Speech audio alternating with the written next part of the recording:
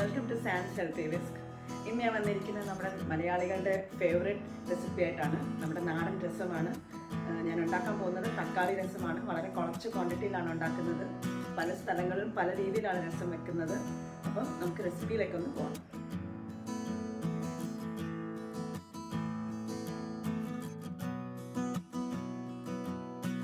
അപ്പോൾ തക്കാളി രസത്തിന് വേണ്ടത് പുളി വേണം. ഞാൻ ഒരു പുളി നാരങ്ങ വലുപ്പത്തിലുള്ള പുളി ഞാൻ വെള്ളത്തിയിട്ട് വെച്ചിട്ടുണ്ട്, ചെറിയ ചൂടുവെള്ളത്തിലിട്ട് വെച്ചിരിക്കുന്നത്. അത് നമുക്കൊരു പാൻ എടുക്കാം, നമുക്ക് വെളിച്ചെണ്ണ ഒഴിച്ചു കൊടുക്കാം. ഞാൻ 1 ടേബിൾ സ്പൂൺ വെളിച്ചെണ്ണ എടുത്തിരിക്കുന്നത്, ഒഴിച്ചു കൊടുത്തു. എണ്ണ ചൂടായി വരുമ്പോൾ നമുക്ക് കടുകിട്ട് പൊട്ടിക്കണം. അപ്പം ഞാൻ ഉണ്ടാക്കുന്ന തക്കാളി രസം രസപ്പൊടി ഇല്ലാണ്ടാണ് രസം ഉണ്ടാക്കുന്നത്. അപ്പോൾ കടുക് പൊട്ടിയതിന് ശേഷം നമുക്ക് വറ്റൽമുളക് ഇട്ട് കൊടുക്കാം. ഒരു വറ്റൽമുളക് ഇട്ട് കൊടുത്തിട്ടുള്ളൂ. ഒരു വറ്റൽമുളക് ഇട്ട് കൊടുത്ത് പൊട്ടിച്ചതിന് ശേഷം നമുക്ക് പച്ചമുളക് ഇട്ട് കൊടുക്കണം. ഒരു പച്ചമുളക് ഇവിടെ ഞാനിപ്പോൾ എടുത്തിട്ടുള്ളൂ, കാരണം പച്ചമുളകിന് ഇച്ചിരി എരി ഉള്ളതാണ് ഒരെണ്ണം എടുത്തിട്ടുള്ളൂ. അല്ലെങ്കിൽ എല്ലാം കൂടെ ഒത്തിരി എരി കഴിക്കും. ഇച്ചിരി കരിവേപ്പിലയും എടുത്ത് അതൊന്ന് ജസ്റ്റ് ഒന്ന് കരിവേപ്പില നല്ലോണം 2-3 കഷ്ണമായിട്ട് കീറിയിട്ടാണ് ഇട്ടത്. നമുക്ക് മെയിൻ ഇൻഗ്രീഡിയൻ്റ് ആയിട്ടുള്ള തക്കാളി ഇട്ട് കൊടുക്കാം. ഇതെല്ലാം കൂടി നല്ലോണം ഒന്ന് വഴട്ടി നമുക്കൊന്ന് എടുക്കാം. തക്കാളി ഞാൻ ഒറ്റ വല്ല തക്കാളി എടുത്തിട്ടുള്ളൂ. നമുക്കതിനകത്ത് ഇച്ചിരി ഉപ്പും ഇച്ചിരി മഞ്ഞൾപ്പൊടിയും കൂടി ഇട്ട് കൊടുക്കണം. എന്നിട്ട് നമുക്കിതെല്ലാം കൂടി നല്ലോണം ഒന്ന് വഴറ്റിയെടുക്കണം. തക്കാളി വലുത് ഒരെണ്ണം എടുത്തിട്ടുള്ളൂ. ചെറുതൊക്കെ ആണെങ്കിൽ മീഡിയം സൈസൊക്കെ ആണെങ്കിൽ 2 ഒക്കെ എടുക്കാം.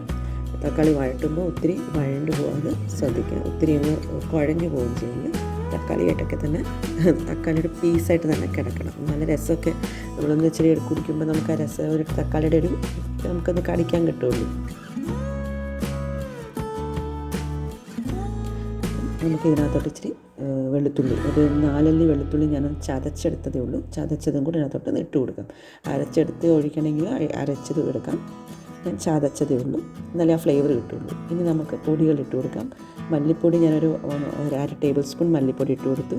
ഒരു 1.5 ടീസ്പൂൺ നമുക്ക് മുളക് പൊടി ഇട്ട് കൊടുക്കണം. അപ്പോൾ മുളക് പൊടി ഇച്ചിരി കൂടിയാലും കുഴപ്പമൊന്നുമില്ല, ഒത്തിരി അങ്ങ് കൂടല്ല. ഞാനിപ്പോൾ ഒരു 1.5 ടീസ്പൂൺ മുളക് പൊടി എടുത്തിട്ടുള്ളൂ. ഇനി നമുക്ക് കുരുമുളക് പൊടി ഇട്ട് കൊടുക്കണം. ഞാനൊരു 1/4 ടീസ്പൂൺ കുരുമുളക് പൊടി എടുത്തത്. കുരുമുളക് പൊടിയും ഉലുവപ്പൊടി, കായപ്പൊടി ഇതൊക്കെയാണ് ഇതിൻ്റെ എൻഹാൻസ് ചെയ്ത് വയ്ക്കുന്നത്, ഇതിൻ്റെ ഫ്ലേവറിന്. ഉലുവപ്പൊടി ഞാനൊരു 1/4 ടീസ്പൂണും കായപ്പൊടി എടുത്തിട്ടുണ്ട്. കായപ്പൊടി ഒരു 1/4 ടീസ്പൂണേ എടുത്തിട്ടുള്ളൂ. അപ്പോൾ നമുക്ക് നല്ലോണം ഒന്ന് വഴറ്റി കൊടുക്കാം. മസാലയുടെയൊക്കെ ഒരു പച്ചമണം മാറുന്ന വരെ നമുക്കൊന്ന് വഴറ്റി എടുക്കാം. കായപ്പൊടി നമുക്ക് രസമൊക്കെ ഒന്ന് തിളച്ച് ലാസ്റ്റ് വരുമ്പോൾ നമുക്കറിയാം കായത്തിൻ്റെ കുറവുണ്ടെങ്കിൽ നമുക്ക് ഇച്ചിരി കൂടി കായ ഇട്ട് കൊടുക്കാം. ഉപ്പുമൊക്കെ നമുക്ക് ലാസ്റ്റ് ഒന്ന് ചെക്ക് ചെയ്യാം. അപ്പം മസാലയെല്ലാം കൂടെ ഒന്ന് തക്കാളി മസാലയെല്ലാം കൂടെ ഒന്ന് വഴണ്ട് വേണം. മസാലയൊന്നും കരിഞ്ഞു പോകാതിരിക്കാൻ ശ്രദ്ധിക്കുക. മസാലയൊക്കെ നല്ലോണം വഴണ്ട് ഒന്ന് വന്നപ്പോൾ നമുക്കിനി എടുത്ത് വെച്ചിരിക്കുന്ന നമ്മുടെ പുളി നമുക്ക് നല്ലോണം ഒന്ന് വെള്ളത്തിൽ പിഴിഞ്ഞ് നമുക്ക് ഒഴിച്ചു കൊടുക്കാം. എന്നിട്ട് അത് ഒന്ന് ജസ്റ്റ് ഒന്ന് സോട്ട് ചെയ്ത് നല്ലോണം ഒന്ന് വഴറ്റി നമുക്ക് വെള്ളം ഒഴിച്ചു കൊടുക്കും. ഞാൻ ചെറിയ ചൂടുവെള്ളം ഒഴിച്ചു കൊടുക്കുന്നത്. 1/2 ഗ്ലാസ് ചെറിയ ചൂടുവെള്ളം എടുത്ത് വെച്ചിട്ടുണ്ടെങ്കിൽ അതും കൂടെ ഒഴിച്ച് കൊടുക്കാം. വെള്ളം വേണമെങ്കിൽ നമുക്ക് ലാസ്റ്റ് ഇച്ചിരി കൂടെ വേണമെങ്കിൽ ഒഴിച്ചു കൊടുക്കാം, നമുക്ക് ലൂസാക്കി എടുക്കണമെങ്കിൽ.